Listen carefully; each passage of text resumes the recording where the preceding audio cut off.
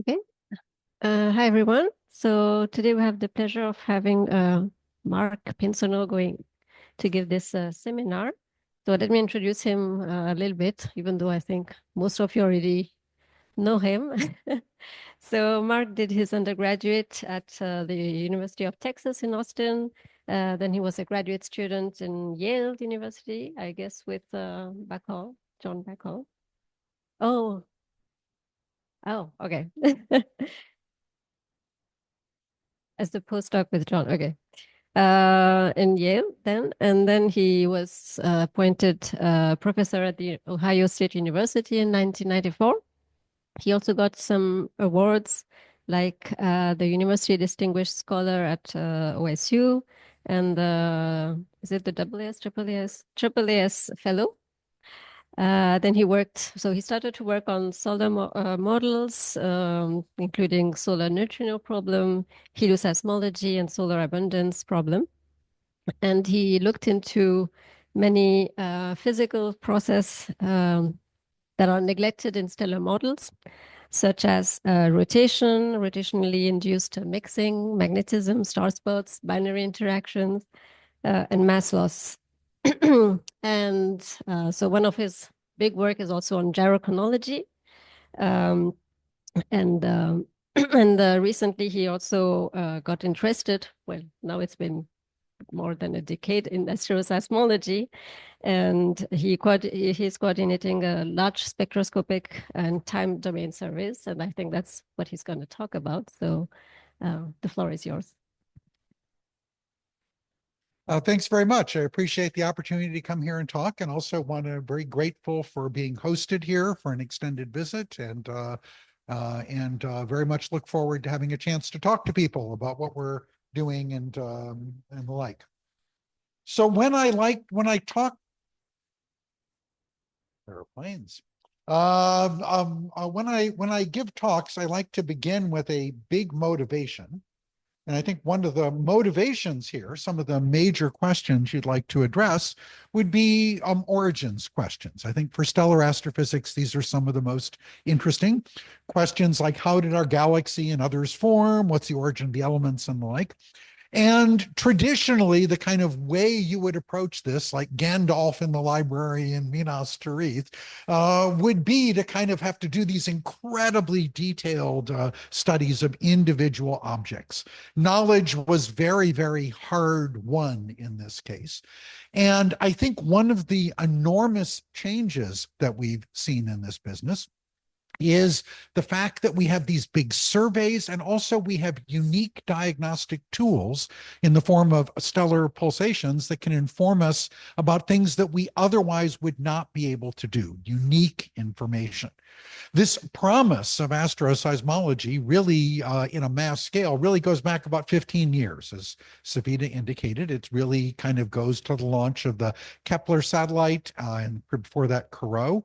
And part of what I'm going to try and do here is convince you that that promise has been realized in the sense that we have accurate and precise tools for understanding stars with these new diagnostics. In addition to the origins questions, I do have a confession to make. I just like stars. I really do. I've always just liked stars. In fact, I wrote a book on them, available at fine retailers everywhere, so you can check that out. But more to the point, I think that there's something really beautiful about the underlying physics in the standard model of stellar structure and evolution. I came to astronomy actually from a physics background, and one of the things that really hit me was I had studied all of these isolated topics in physics, quantum and thermodynamics and E&M and so forth. And the star was the first case I'd seen where you could apply all of these things to a beautiful physical system and make deep predictions that could be checked against reality. One feature of the standard theory of the theory in general of stellar structure and evolution, not even standard, is that this theory makes an incredibly intricate web of predictions. It doesn't just make predictions about the HR diagram. There's many other things. And historically, many of these things that we knew were there could not actually be tested because we lacked the observational tools to do it. Now, I would contend that modern surveys have utterly transformed how we think about and how we can test our theories. And as an example, I'm going to start with a couple of chemical evolution things that preceded the modern survey era. This is an iconic result from Edvardsen et al. In 1993, based on exquisitely precise Strömgren photometry in the solar neighborhood. This data set is lovely. This was incredibly hard to obtain for anybody who is familiar with this subject. It's incredibly difficult to obtain this. There are 3 different tracers: iron, which is a combination of core collapse, supernovae, and explosions massive and detonations of white dwarfs; alpha capture elements, which are primarily related to massive stars; and barium, which is a neutron capture element. If you look at these, you see that contrary to the accepted wisdom of the time, there's almost no age-metallicity relationship at all. And this was a genuine surprise at the time it came through. And because the thing you would think is you make elements in stars, so the metallicity ought to just go up as you get older. In fact, you see a remarkably weak range. And the explanation for this is that stars have to move in the galaxy. There has to be radial migration of stars. So the center of galaxies are more metal rich, the edges are more metal poor, stars can stir. And you can also dilute yourself with infall of fresh gas. But the point is that the initial data we had was only possible to do in the solar neighborhood. It was just technically impossible 30 years ago to get reliable ages across the galaxy. So there was no way to go any further for this, to check it. The second thing, and this is again a beautiful, beautiful paper I recommend that students kind of read, is a Bensby paper in 2003 where they pieced together kinematics. Basically the thick disk, stars in the thick disk are solid, the thin disk is open symbols, and they demonstrated that this alpha to iron ratio here was actually different. There were different sequences available for this. The idea here is that a high alpha indicates core collapse supernovae, massive stars are relatively important. Low alpha means they're less important. And the fact that you have different sequences is saying that the balance between these different sources is different. That is to say, star formation proceeds at different rates in different populations or parts of the galaxy. Again, a really beautiful pattern, but just count the number of points. Just imagine how easy this is to do one at a time, and just knowing what this looks like across the galaxy is difficult. Also notice that in this plot, there's absolutely no age information. You have no idea what the timescales are except indirectly. And so into this business, I think I want to start with the sun, because the sun is one of the first places where we actually saw the power of helioseismology or stellar oscillations as a diagnostic tool. Historically, the solar mixture came down to us like Moses bringing the tablets down from the top of the mountain. Spectroscopists would think very, very carefully and deeply about the mixture in the sun. They would bring down the stone tablets, and all the people who worked on the models would simply adjust. Okay, we had to. Now, in this case, the meteoritic data is and has been for decades remarkably powerful. It tells you the relative abundances of iron and silicon and things like that. But you need to look at the photosphere to map this upon the absolute abundances, because the meteorites don't tell you about hydrogen. So you need to measure the metal to hydrogen ratio. CNO can only be measured in an absolute sense in the atmospheric lines. There's no reliable data from meteorites, and neon requires the solar wind to actually study. So one of the things about this that made it very difficult was there were no external checks on this prior to the advent of helioseismology, or the study of oscillations in the sun. Now, I'd like to give a brief kind of tutorial, because I think the physics of asteroseismology and helioseismology is actually quite beautiful and based upon simple principles. Basic feature is that all cool stars have turbulent outer layers. There's convection in all of them, and this convection naturally excites waves. This is a beautiful picture from the Swedish Solar Telescope. Some of these waves are going to be restoring force is pressure. These are sound waves. Others, the restoring force is gravity. These are analogs of water waves. Generally speaking, the G modes are ones that are going to be excited in high amplitude in cores where the gravitational potential is large. The P modes, the sound waves, the sound speed is high in the outer layers, and their amplitudes are highest there. In most cases, the modes we're looking at are P modes. However, in some cases, the G modes can interact with the P modes, providing interesting diagnostic information about cores. In addition, waves are refracted and trapped in stars because there's enormous density gradients shown in this kind of classic experiment using a water pan. This lovely ray tracing diagram, I think, comes from Jürgen Christensen Dalsgaard in one of his texts. And one of the things you can see is if my waves are refracted, there's going to be a natural tendency for them to bounce up and down.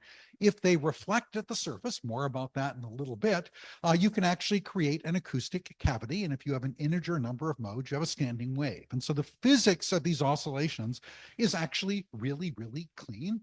You produce regular patterns of bright and dark spots. And if you kind of look at this in helioseismology, this is another kind of iconic helioseismology diagram. This is in Doppler space showing basically red shifts and blue shifts as a function of depth and position on the surface for a high order mode in the sun.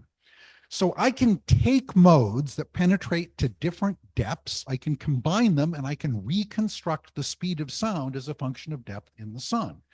And one of the really first diagnostics we had was finding out that different mixtures actually produced different sound speed profiles, in which you can tell the difference based on the interior properties of a solar mixture. And quite apart from the resolution of this issue, which remains 20 years later to the current day a subject of controversy, the fact that it's testable at all with an interiors diagnostic is really, really powerful.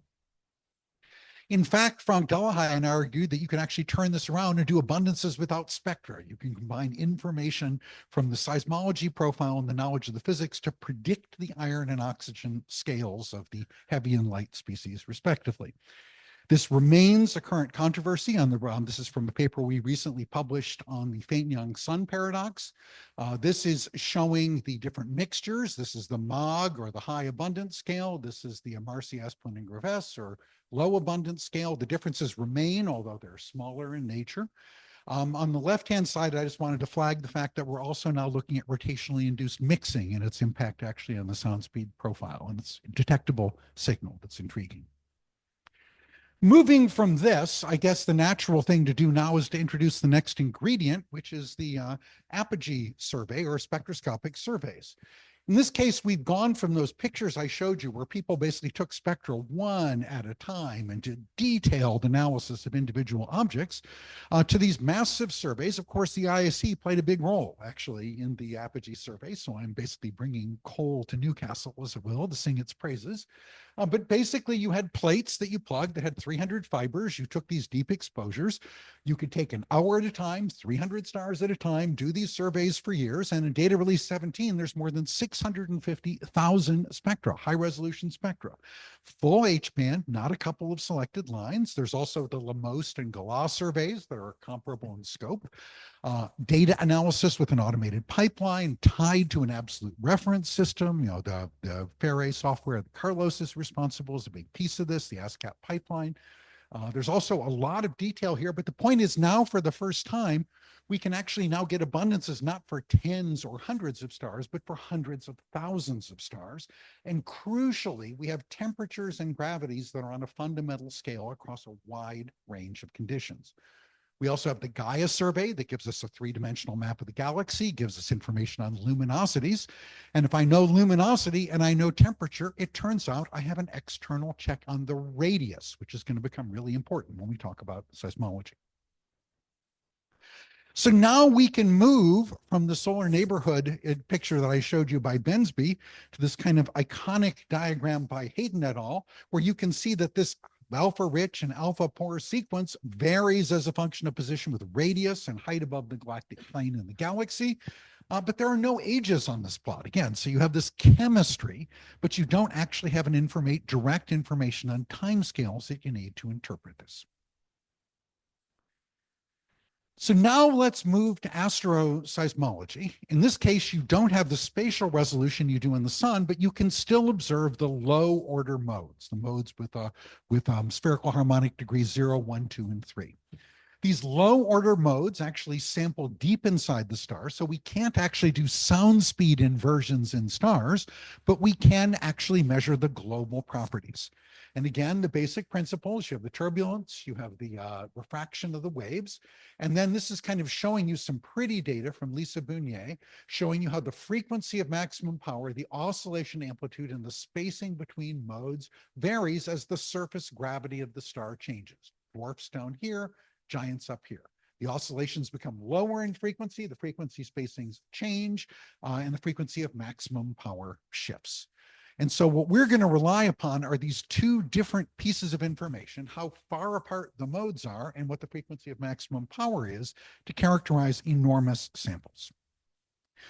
This is most cleanly seen in this gorgeous diagram from Travis Metcalf of the star 16 Sig A.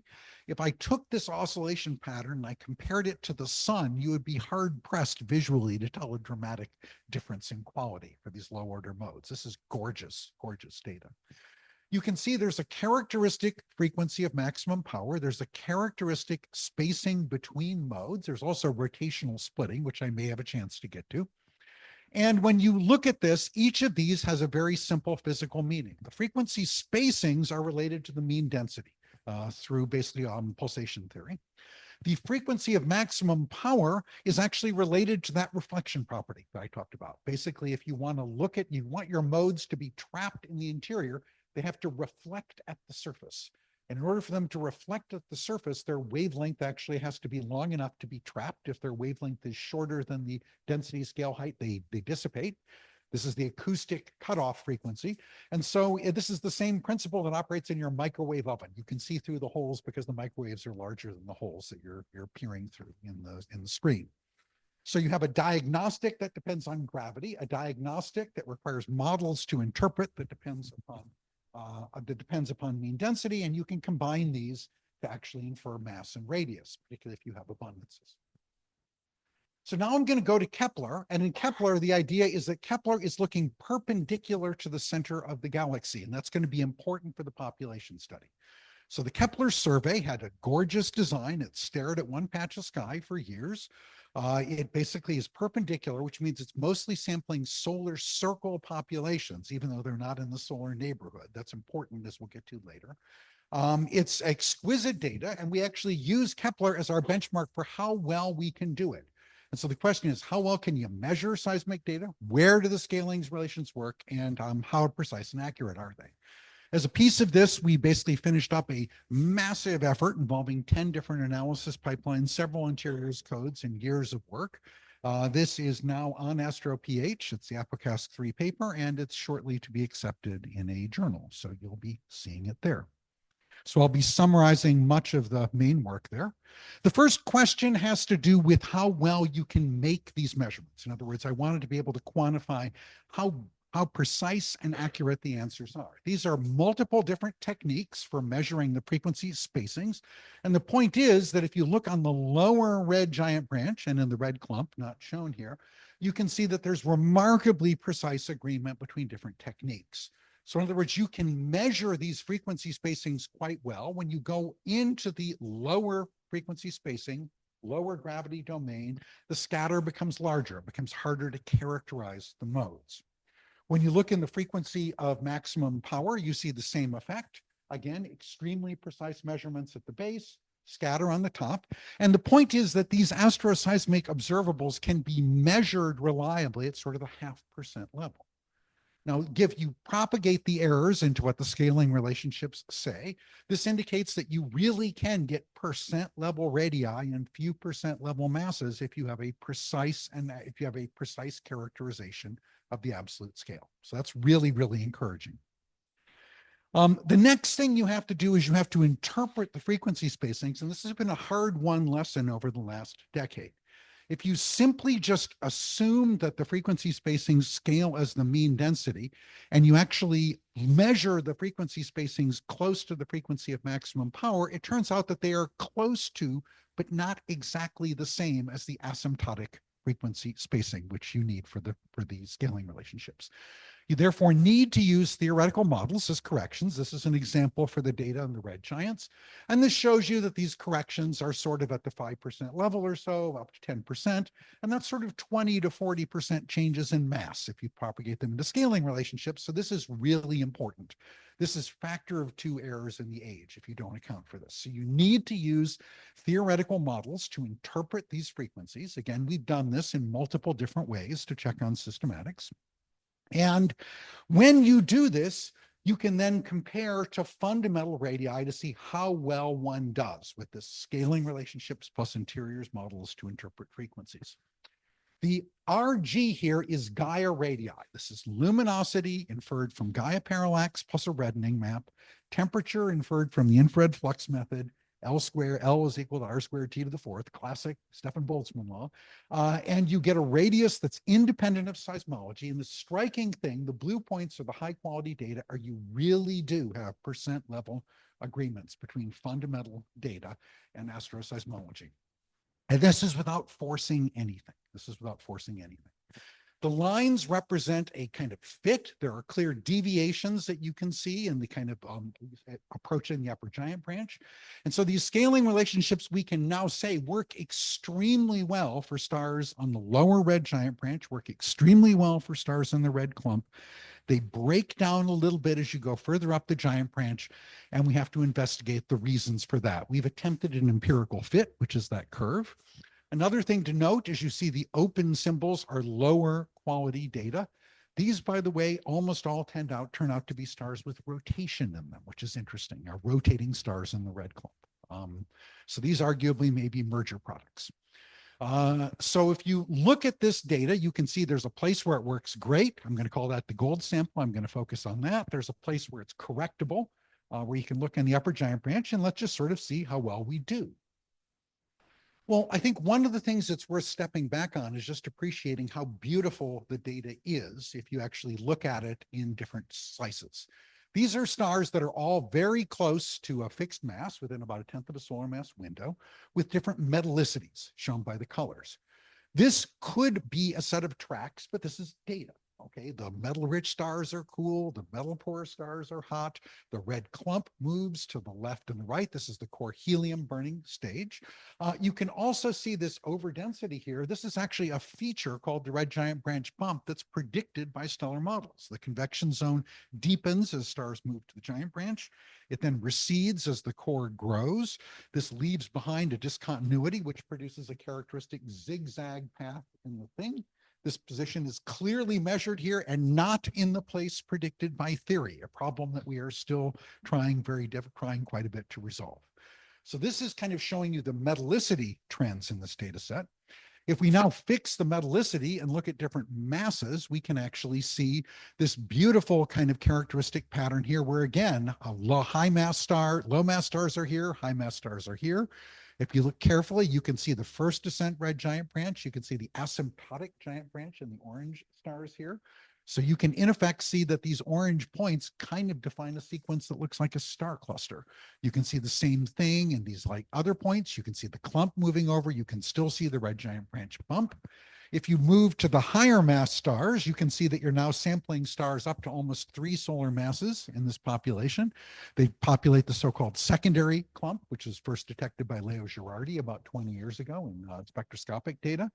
You can see the high mass giants populate this side. So there is a detailed set of predictions that you're making here, a detailed set of predictions that you can confront your models with that we didn't have available to us before.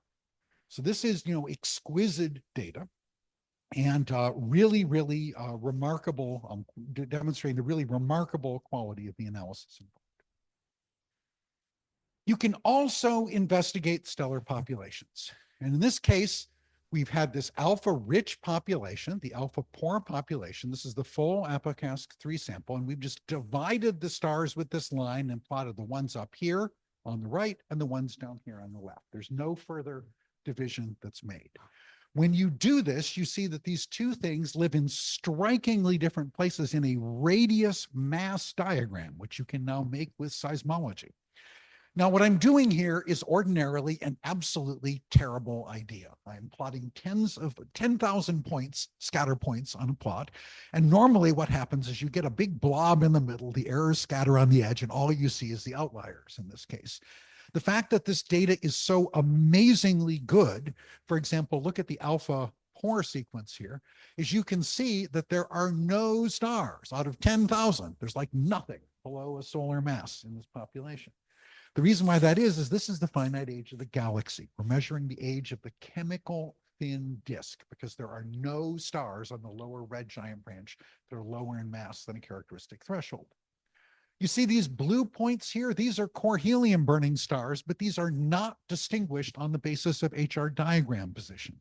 These are based on astroseismic analysis of the frequency pattern, which basically is a measure of the core density of the star. Stars with a core density of 10 to the 3 are the blue points. Stars with a core density of 10 to the 6 are the red points. And you can see the core helium burning stage, which emerges from this data. This rise here is degenerate ignition of helium. This drop here is this transition to non-degenerate ignition, which occurs close to 2 solar masses. Again, not in the place predicted by models, but close to it. And then the rise in the radius on this side is because the core masses get larger at high mass. So in effect, you're seeing this gorgeous kind of a structure kind of moving up and down. You can see mass loss on the left-hand side here. The blue points go to the left here.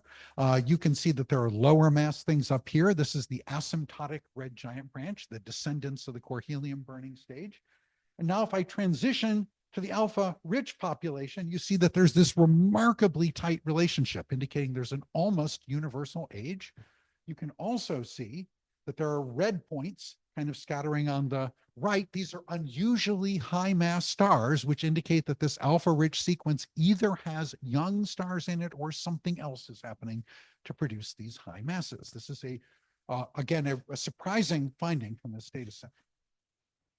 If we now transition this to the age space, you can see that the distribution of ages in the chemical thick disk is basically compatible with the errors. So when I say that I have 10% age errors, I really have 10% age errors because the age distribution would be broader in this population if my errors were underestimated.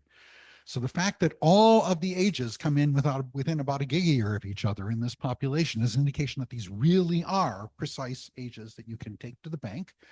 The thick disk, the chemical thick disk, is older than the chemical thin disk. There's a gap between the two. This is a beautiful test of galactic populations. And you can also then see this kind of tail over to the other side. Now, when you try to interpret this for young stars, the red giant branch population is old and it's biased against young stars. That's part of what causes this follow-all off.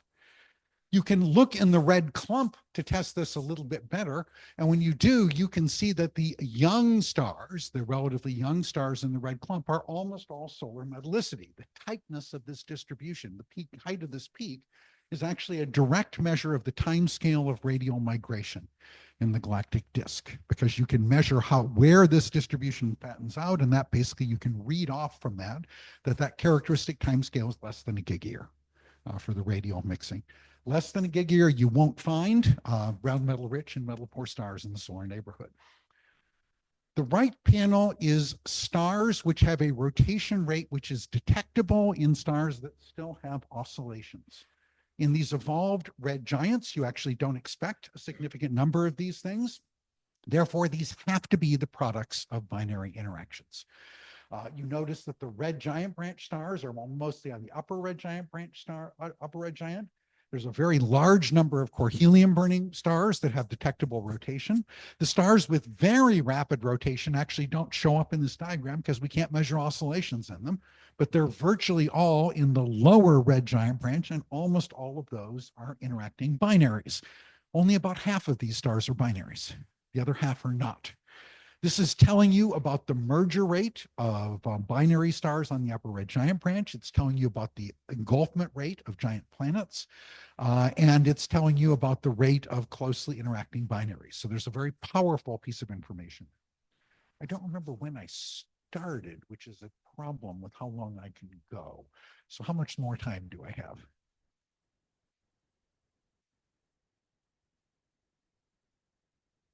Okay, good, thank you.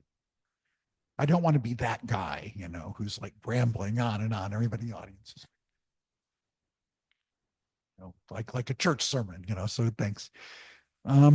So it's fair to ask, why is this so unreasonably effective? This almost seems like cheating. Trust me, it was work. And it was work by a lot of people over a long time, but nonetheless, it just seems like getting a 1% level agreement is remarkably good for averaging all the properties of these frequencies in these very prescribed ways. And I think the short answer is on the lower red giant branch and the red clump, you actually have numerous frequencies, properties that are well characterized that deviate only a little bit from uniform spacing. And so as a result, it's actually the frequency of spacing is actually a well characterized metric. Okay. When you go to the upper red giant branch, the fact that I showed you these methods started to disagree means there's more subjective judgment involved. Spacings are not exactly the same, and how you average them matters. Okay. The other bit is you can also look for the signature of those G modes, so-called period spacings, and this requires a detailed analysis of the frequencies, and you can't do it in the same way as we did for the P mode frequency spacings. So you might think we're losing by not including that, a feature of the so-called boutique modeling, and I think this is where the frequency of maximum power comes in. To first order, the frequency of maximum power maps onto gravity, which maps onto luminosity, which maps onto core mass, and core mass is the thing you measure with the period spacings, okay? And so to first order, by using the frequency of maximum power, we are in effect capturing most of the information that you would obtain with a detailed mode analysis on the lower red giant branch. So this is why the scalings work really well on the lower red giant branch. Why they fail on the upper red giant branch, where they actually become larger deviations, is again something we can tie to the physics. And this is a pretty diagram from an effort with Joel Zinn, Lars Bildsen, and I did. And I keep on stepping again. I can't help myself. I move.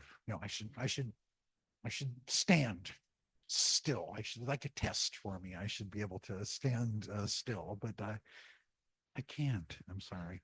And so what you're seeing here is two different ways in which we think the physics of our models is inadequate to the task, and we need better physics. The first thing here is the y-axis represents how different the star is from adiabatic convection using the mixing length theory. And in the sun, this thing peaks out like down here. It's like nothing. Okay, so you can kind of see that if you get down to the sun, you have these little peaks. You have these whopping big peaks of the superadiabatic gradient that go deep, deep into the acoustic cavity. The x-axis is the acoustic depth, or the fraction of the time that a sound wave spends in the star. And when you look at that, you can see that the mixing length theory is just breaking in ugly fashion with the superadiabatic gradients are this big. So this is representing, I think, in part, a deviation in our convection theory, the fact that these peaks are so high, we can be missing them, okay? The other bit is you look at the dashed part. This is the fraction of the acoustic cavity that is in the atmosphere of the star. Now, one dirty little trick about these theoretical models is to compute frequencies, we actually have to have high order thermodynamic derivatives. That means we actually have to have the first and second derivatives of this with respect to that, and we can only get those with a gray atmosphere. So we use gray atmospheres, which are awful for evolved red giants, as our outer boundary condition, and that gray atmosphere is covering a large fraction of the atmosphere of the acoustic cavity. So we need realistic model atmospheres with precise thermodynamic derivatives, which atmospheres peoples don't make, because why would you, in order to be able to solve this. And this is, I think, the breakdown in the low gravities. Now, one other test, and this is from a recent paper with graduate student Amanda Ash at Ohio State, has to do with using that alpha-rich sequence, that sequence of stars where they're almost exactly equal mass, as a kind of a pseudo-star cluster. And if you do that, you can basically take the Gaia radii and the frequency of maximum power and say, how well is the frequency of maximum power scaling working? And you can take the Gaia radii and the frequency spacings and ask how well it's working. If you believe that the mass ought not to depend on the gravity, and nu max is a proxy for gravity here, then you would expect that you should get basically a vertical line. So if you look at the gray area bind here, this is what you would get with the raw scaling relationships, the joint scaling relationship. Remember I showed you that plot where there was a line, a little dip and a rise. That dip and a rise is reflecting the fact that we're not agreeing with the fundamental radii, and you produce this weird distortion in the masses. The black line is the corrected thing, which vaguely kind of sort of works.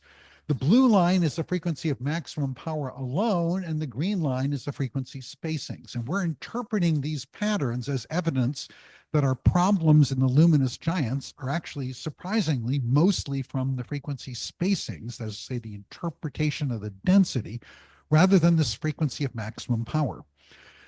Pulsation theorists hate this because the frequency of maximum power is a semi-empirical statement. It's a statement about the acoustic cutoff frequency. It's not actually a thing you predict from first principles in models because it involves driving and damping. It's complicated for theory.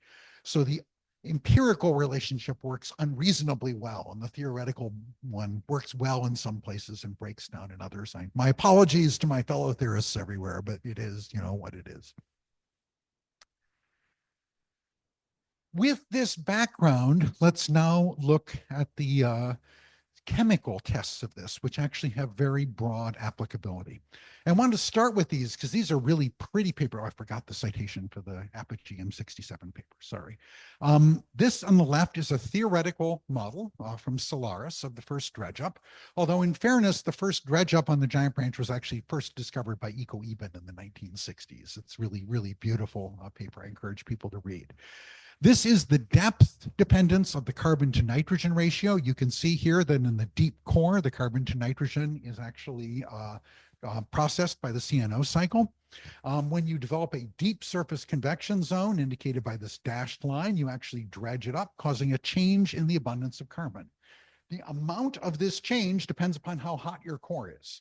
And so in effect, you have a diagnostic of the core temperature, which is related to the mass and the composition in the change in carbon to nitrogen. If you look at the data, you see near the main sequence turnoff, you have this relatively high carbon to nitrogens, and the carbon to nitrogen drops as you go up and go back down.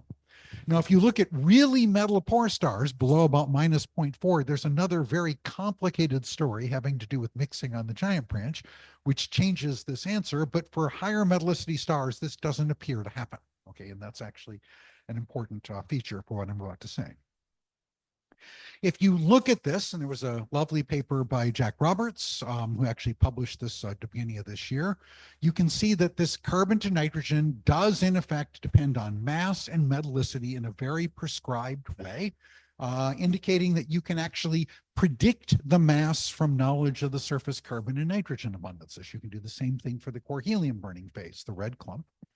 And so in effect, you have a mass diagnostic in the form of a surface abundance ratio, which means you can infer an age from a spectrum, which is incredibly powerful. The point on the right is actually an interesting one we made in this paper, which is not perhaps as well known. It's that the carbon and nitrogen abundances don't scale with the solar mixture or with alpha enrichment. They do their own thing. The carbon abundance is consistently kind of like an alpha element, but not quite. The carbon to iron abundance is different in the low and the high alpha sequences and not obviously strongly dependent on metallicity. The nitrogen to iron abundances are extremely dependent on metallicity, as not surprising, nitrogen's a secondary element. And so as a result, you can't really solar scale this, and this matters if you want to interpret the carbon to nitrogen abundance as an age diagnostic, because the birth mixture is also changing.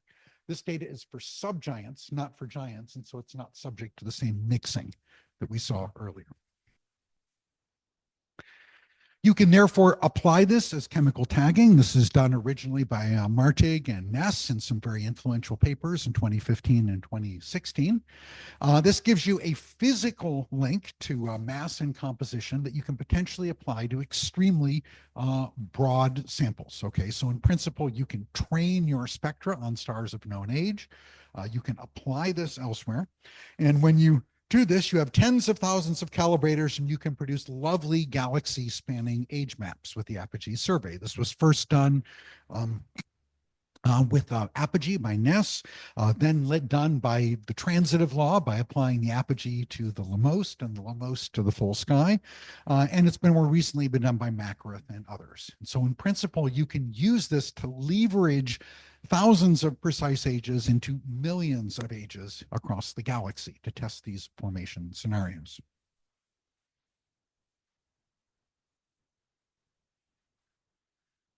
One of the biggest tests of a really good data set is when you get things that you didn't expect in your model.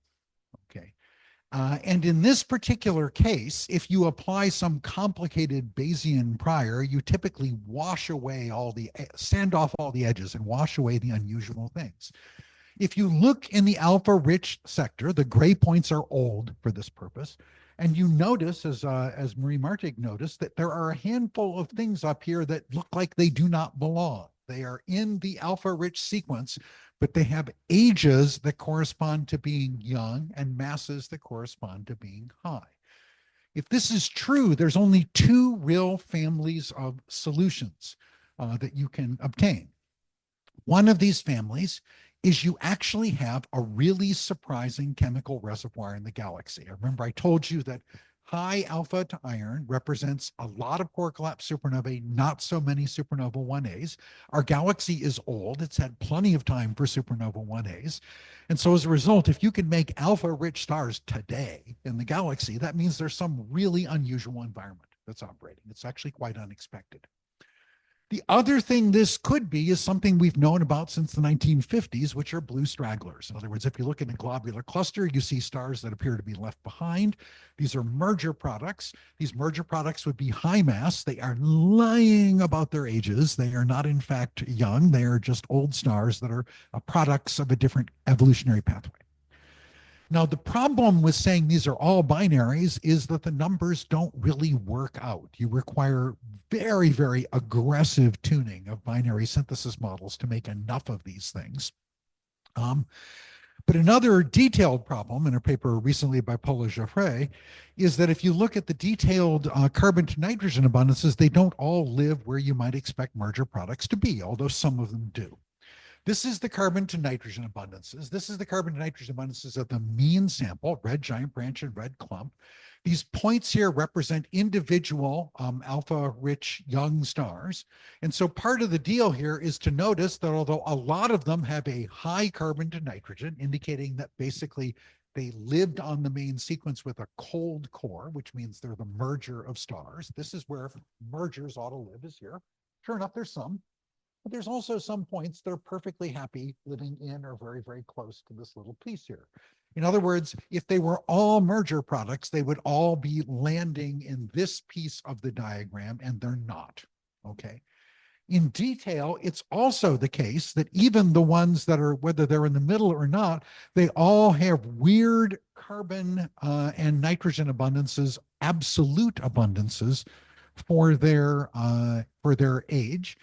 Kind of indicating that they may have come from a different chemical reservoir. The carbon and nitrogen of these things are not the same as the carbon and nitrogen of the birth populations. So they have a different amount of mixing in them as reflected by the change in the carbon to nitrogen and different zero points. So this is an interesting puzzle. It appears to be a hybrid population with many merger products, but not all. So next piece here is I will briefly touch on basically rotation and magnetism. In this case, rotation and magnetism are easily the topic of an entire talk, and so I can only summarize some very recent papers. And the basic idea is if I have these modes, these G modes, which penetrate the core, they can interact with P modes, which are visible at the surface, to produce a signature of the core properties and the oscillation frequencies.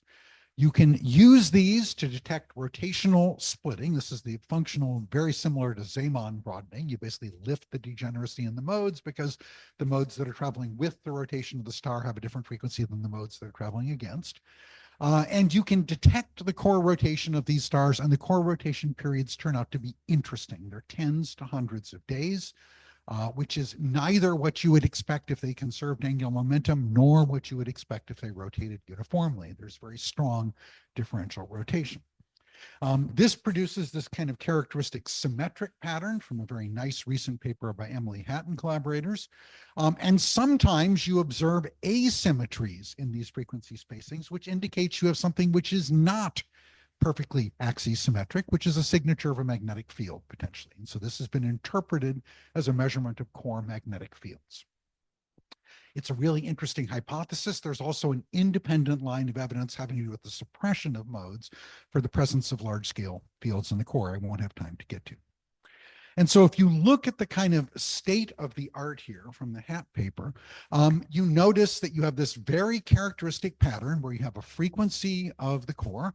There's a real spread here. One plea from me to seismologists is, for the love of God, you could put days on this axis. And if you put days instead of omega core, where I say, is this the angular velocity or is there a 2 pi in there, or what's the sun? It would be just way easier. This is, 10 days and 20 days or whatever it is, or the actual units. But the other thing to note, interestingly, is that a significant fraction of these things are not detected in rotation. And so we actually have the potential here still for systematic biases in the population from this. But there's a clear spread. There's some mass dependence. And so in other words, we actually have a clear measure. This is still very difficult for theoretical models to reproduce. Theoretical models struggle. There's a recent proposal by Jim Fuller which actually produces some of these features, but not all of them. And then when we get to magnetic fields, this is kind of showing you this characteristic bimodal pattern of the rotation rate. When you get to magnetic fields, you see this crowded map. Many of these red points down here represent cases where the magnetic field is statistically not different from zero. But you can see some cases where these asymmetries exist, but I am uncomfortable with the fact that so many of them show up at low mass in stars that ought not to have had convective cores on the main sequence. Let's say if I thought I was looking at a fossil field from a core dynamo, which is the hypothesis for these other magnetic field detections, I would expect to see no detections here and lots of detections here, and that's not what I'm seeing. This worries me. It doesn't mean that the interpretation of this as a magnetic field is wrong, but it means that it's not doing what I theoretically would have expected it to do. That may reflect my lack of imagination, of course, but it's a potential issue. Okay, so we're done, right? In other words, we don't actually have to do any astronomy anymore. We can basically step back. We can feed our data to the robots, and the robots will do everything for us. So we have our asteroseismic test case. Our asteroseismic test case is great. We can train the robots on the surveys. There's no need for any more asteroseismology, as I have been informed in actually some grant applications. So in fact, it's all done. It's all solved. And the issue here is if you actually feed old ages into a system, into a robot, even very clever robots have a hard time extracting old ages. And so what I think is happening here is in the oldest stars, there's chemical evolution, which is scrambling this surface carbon to nitrogen signal and making it hard to interpret. So in other words, if you don't actually have stars in your training set, you can't actually find old stars. So you actually need to go in situ in the galaxy to measure the presence of old stars. It's also true that the solar neighborhood I just showed you, we don't actually have young metal-rich and metal-poor stars in the solar neighborhood, which means we don't have any training set to work with to tell the machines how to find those stars. You actually have to look in parts of the galaxy where they exist. So that means we have to go here and need ages across the galaxy. In the last bit, I'm going to kind of walk through the role of other missions besides Kepler in understanding this.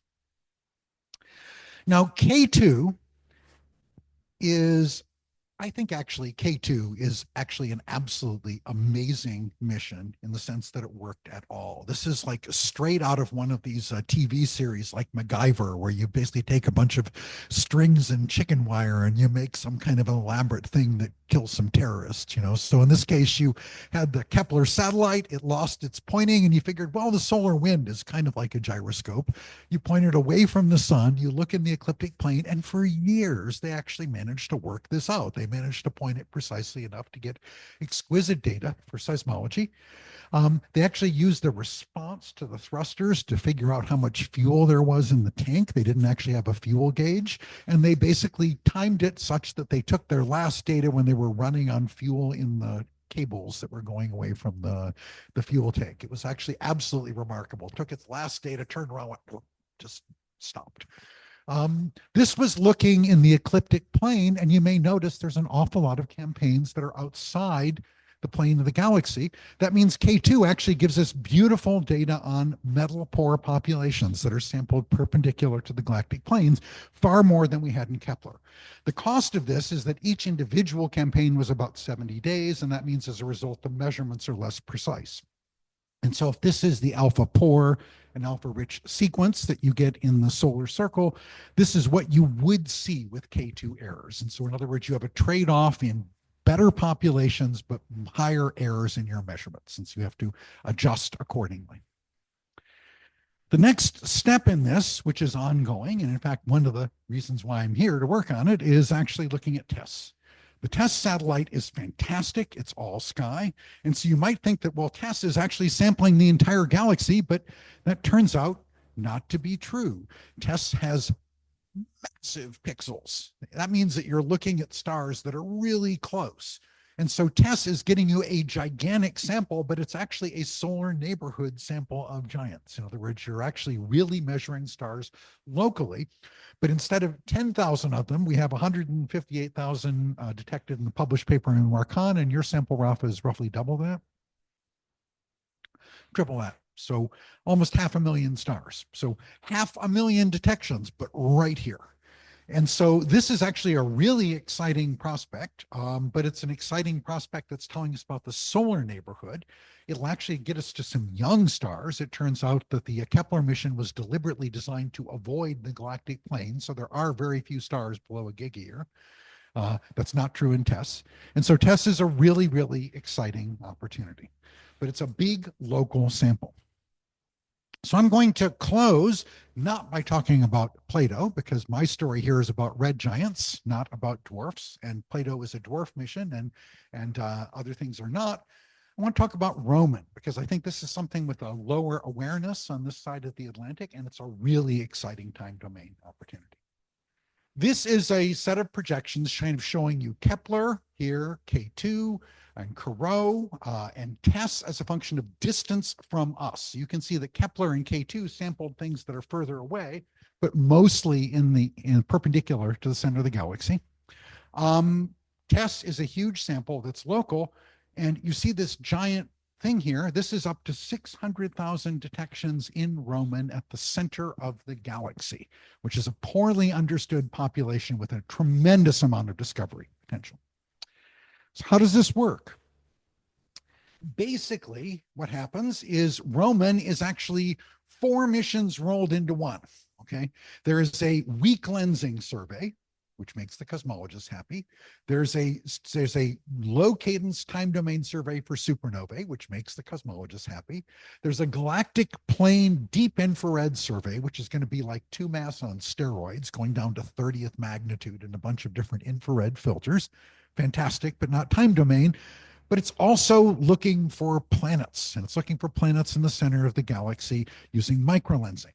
That means that there's 6 72-day campaigns, or about a year, that it's pointing in the direction of the galactic center, taking movies of stars. And I'm a huge fan of movies of stars, because whenever you take movies of stars, you get seismology, okay? This is a sample image that I want to show to the people who work on TESS, because this is what Roman data will look like. This is an infrared telescope, simulated data in the center of the galaxy. Okay, so this is HST resolution, 10th of an arc second pixels, giant cameras, about 0.3 square degree field of view. This is 1 part in 1,000 of the survey area, and you're going to get light curves from the mission for every single dot on this panel. Downloaded at a cadence of 2 days because they need it for the microlensing. They need to be able to produce the light curves in order to be able to do follow-up for the planet searching. So this is fun with the infrared. It's actually going to launch in October of 2026 with a launch window that goes through May, but everything to date is exactly on schedule. The telescope's built, they're assembling the instruments. It's actually looking like it really is going to meet its launch date. This is a very different strategy than you're used to for the planet transit missions. It's basically an infrared detector, which means it's continuous read. So it takes it a minute to read the chip. You then move to another field, cycle back and forth, come back. And so in a 15-minute cadence for a 72-day campaign, it's actually going to do its cycle. In saturation works differently. Infrared detectors lose sensitivity when they saturate. They don't bleed, so you're not going to get these giant spikes, but it's more complicated to interpret. You lose some of the light from the stars, basically. It's a bit more complicated to interpret. And in addition, one nice thing is that the bulge data is at the start of this 5-year mission and at the end of the 5-year mission because parallax and proper motion. You want to be able to get those data from them. And so as a result, that means we're going to have front loaded in the first year of the mission, basically 9 months of time domain data of the bulge. So we'll be able to do seismology right out of the gate with half of the time domain survey mission. You also get deep multi-band photometry. The band itself, roughly the wide band that's used for the planet hunting is from 0.9 to 2 microns. And so it can penetrate through a lot of the dust in the center of the galaxy, which means it's much deeper actually than an optical survey would be. This is a zoom in showing you smaller things. And this is also showing you the problem we have, which I still find to be absolutely laughable. You see these yellow thingies here? Those are the red giants. They're saturated in the center of the galaxy with a 3-second exposure. So we actually have to take a 3-second exposure at the start of the 1 minute. We actually have subsampling of the exposures that's available in Roman, and we still are saturated for the red giants. So we're going to have to work out saturated star photometry at the center of the galaxy with an infrared telescope. So that's an interesting problem, but a good one. If you look at it more carefully, this is the detectability of seismic signals. On the left, you have data from Kepler. The middle is recent simulations of the noise performance, and the right is a more pessimistic noise performance. You notice that the amplitudes on the lower red giant branch are low. They go up as they go up the upper red giant branch. The frequency of maximum power changes. And we're basically finding that the predicted errors we have mean it's going to be incredibly hard to detect oscillations on the lower red giant branch or the subgiant branch. We're not going to see them in those places. However, by the time you get to the red clump, you start to be able to see them, and the upper red giant branch, they should be pretty strong. So we actually think we really can detect, based upon the most recent detailed simulations, we really can do seismology at the center of the galaxy. And the yields are quite high. This is kind of characteristic yields we've projected. And down here, you see this little red thing here? That's a recent addition. We're going to have a field right at the center of the galaxy. We're not looking near the center of the galaxy. They're going to have a pointing that's in the center of the galaxy. This is enough extinction. It's actually an advantage for us because it makes our stars not saturated anymore. It's actually useful because we're hiding behind this giant screen of dust in the very middle of the galaxy. But of course, everything's fainter and more crowded, and it's a bit more challenging. You can see the characteristic fields here. These are the Earth mass planet yields from the microlensing. These are the yields from the seismology. This is going to be a remarkably powerful mission. We have some spectroscopic data on this. However, you may notice that the spectroscopic data is pretty shallow here. That means that missions like Foremost and Weave, we also have a recent agreement with Subaru to actually follow up with deep spectroscopy, multi-object spectroscopy, is going to be absolutely crucial. Otherwise, we'll be in the bizarre position of having 500,000 stars with seismology and no knowledge of their abundances, right? Which would be a shame and something we really should fix with the surveys.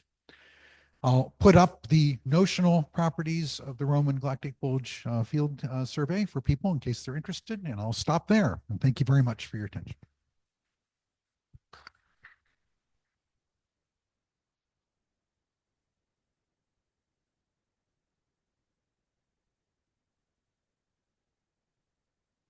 Thanks a lot, Mark. Very exciting future, I think, awaiting us. So the floor is open for questions. Are there any questions in the room? Yeah. Okay, wonderful talk. Thank you. When you said that some of the features in the diagrams are not reproduced by the stellar evolution models, which models have you tested? Is this something general, or it depends on the library that you are using? And a somewhat related question is about mass loss. Because how do you, I mean, at some point in the Red Clump, you cannot know if you had the amount of mass loss. So could some of these discrepancies in the Red Clump be due to the mass loss that you are observing, but is not in the models? Yeah. The short answer is that the discrepancies show up in essentially all published catalogs of models. All of the models predict basically a red giant branch bump, which is in the wrong place. You can fix that with convective overshoot, but in a recent paper I'm working on, that's actually, I think that's not the correct answer, because it turns out we now have a beautiful database of lithium measurements from GLA.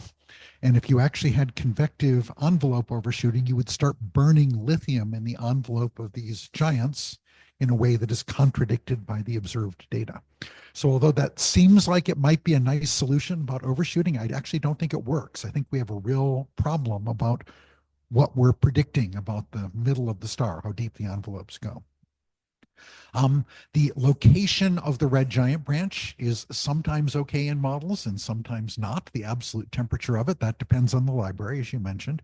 The location of the core helium burning sequence is actually also not terribly well reproduced in models, nor is the width.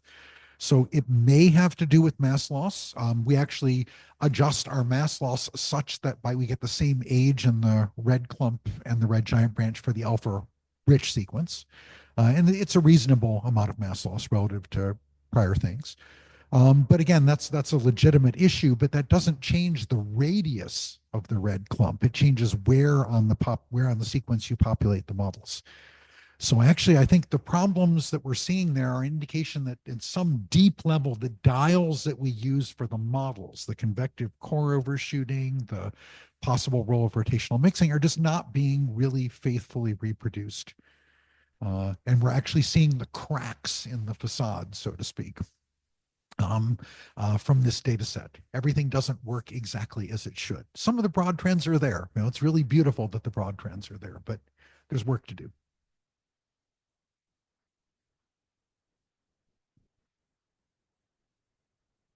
This moment.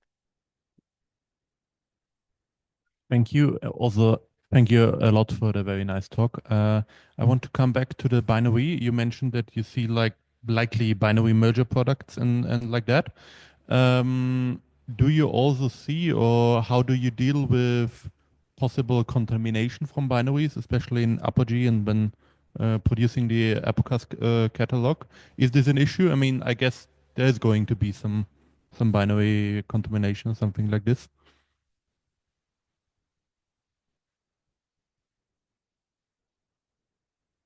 Yeah, that's good. Thank you for bringing that up. About 1% of the time, the object that's pulsating is not the object with the spectrum. We can tell that they're different. And so there are background sources in Kepler. The pixels are relatively small. They're kind of similar in size to the apogee fibers, so it's not a huge issue. It's a problem for TESS. There's a lot of sources in a TESS pixel. So if you have these big pixels for TESS or PLATO, it's going to be a bigger issue for background. You'll have a larger fraction of contamination.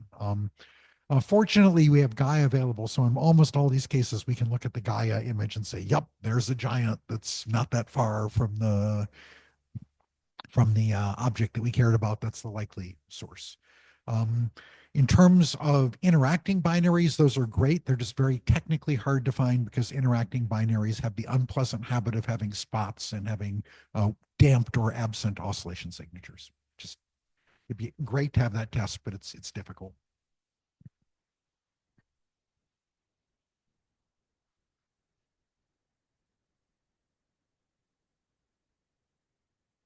Hi, Marc. Very nice talk. I have a comment and a question.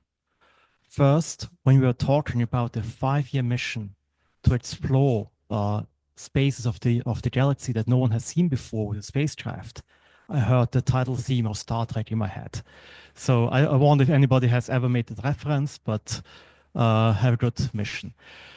Second, you were talking about the sound speed problem. I was wondering what is the current state of it. And remember, I think Aldo and you had a paper recently on it proposing a solution with a tuned mixture from MESA, or perhaps you can comment on that.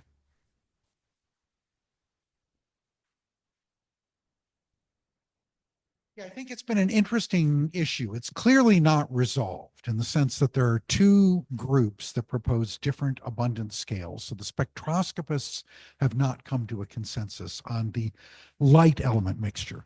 There has actually in detail been some convergence. There's been some convergence on carbon. There's been some convergence on nitrogen. There's general agreement that neon is higher than we thought before, which all helps with the sound speed problem. However, oxygen remains. There is a low oxygen and a high oxygen solution. Part of what's different is the Mogg et al. Collaboration is not the classical 1D model atmosphere. It's closer to a 3D model atmosphere with some technical details that are a little different than the simulations by Esplin and collaborators. So you actually have two different mixtures which are closer to being similar in physics and which have different abundances. The high abundance scale mixture, which has less oxygen than the old Grevesson Sauval, is actually in perfectly good agreement with the data. So I think it's fair to say an intermediate oxygen is actually compatible with seismology. The question is whether a low oxygen is compatible. Part of the difference has been that we had thought for a long time that you might be able to solve this with new opacities. It's been 20 years. Okay, if the new opacities were going to materialize, they would have materialized. If anything, the new Los Alamos opacities are lower, not higher. So I think the opacity solution is hard. I think the measurement differences between the two represent to me a clear measure of systematic effects. And so if you ask me for a solution, I would say it's a combination of systematic effects in measurements, systematic effects in the theory. In other words, a boring solution where it's kind of not at either end, but kind of in the middle is actually okay, I think. And I think that that's likely where we're going to land. The one strong claim I'll make is I think that the solar iron is clearly high. The high solar iron is required for neutrino fluxes. It's required for surface helium, and the low solar iron is, I think, based on a much weaker read than the solar oxygen, where I think the arguments for low solar oxygen are legitimately strong. The forbidden line really does favor a lower abundance than other diagnostics, and the forbidden line really is pretty good. Right, so you'd agree on that, Carlos. But I think the oxygen problem is stickier than the iron problem.